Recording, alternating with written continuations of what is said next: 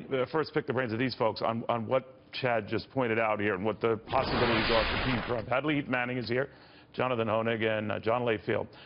John Layfield, begin with you on how the Republicans sort of finesse this by not finessing it, by getting this stuff out of the way and then charging ahead with these big tax cuts, with the big regulatory relief, but all in a sort of a grand slam right up top to let people know this is what we're doing. Yeah, and the problem that you have is President Obama did this with Obamacare, and he created such ill feelings that nobody worked with him for the next 6 to 7 years of his term. And I think President-elect Trump could do this exact same thing here by shutting down Obamacare when he has this majority right now. If you do something as you're working with the economy, the tax cuts, reforming the tax code, doing something with immigration, I think that is something that could be a bipartisan issue. The Obamacare is probably going to be 100% a partisan issue. That's going to be tough to put through first because it's going to shut down the government like it did for President Obama. Right. I mean, you get, because you have the majorities and you can force your way, if I remember correctly, with the Affordable Care Act, not a single Republican vote, and it came back to bite him. So how does a President Trump avoid that, or does he worry about that?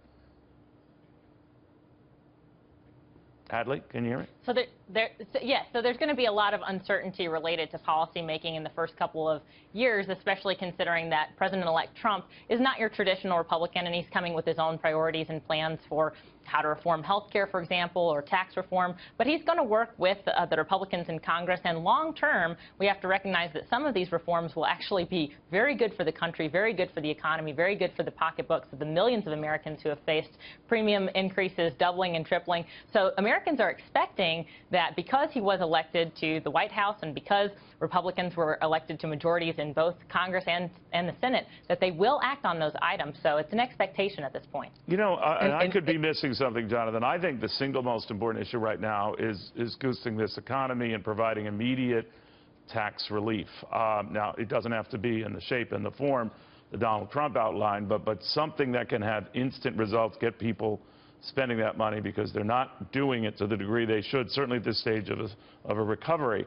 Now, there are other issues. I'm not dismissing them. I just think that strikes me as the most important, but it's also the most problematic, isn't it? Well, you know, taxes are important and tax cuts are great. You just can't look at them out of context of an entire economy and government's role in the economy. I mean, Hadley, I think, really hit the nail on the head. You have to look long-term as to what the policies enacted by President-elect Trump, and we don't know what a lot of those policies are going to be. You know, and you just can't look at the markets, Neil. The stock market was up 200% under Roosevelt, but he enacted so many of the policies that have haunted our economy for years. Or, you know, the first George Bush, the market was down under his presidency, but he deregulated a lot of the economy that benefited under Clinton. So you have to look long-term. You have to think in principles. That's a very good perspective. And right now, George Bush is, or Trump is a question mark. All right. I know you were not for him in the election, but John Layfield, one of the things that also comes up is you talk about bipartisanship and all of that. Unless something miraculous has happened, I don't see that issue changing where it's all one party's way or no way. That was the first 2 years with Democrats, with Barack Obama.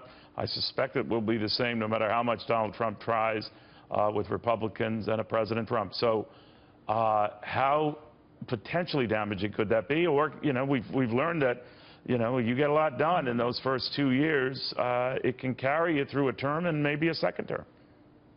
Absolutely. Look, if Donald Trump is able, as President Trump, to get the economy moving, you'll have Democrats start hopping on board with this, because once people vote with their wallets, and the Democrats want to get reelected as well. And if the economy is moving, then it's going to be something that is going to be a bipartisan issue. Look, you have tax cuts, big tax cuts, and infrastructure spending. Now, it's not paid for. That's a separate issue.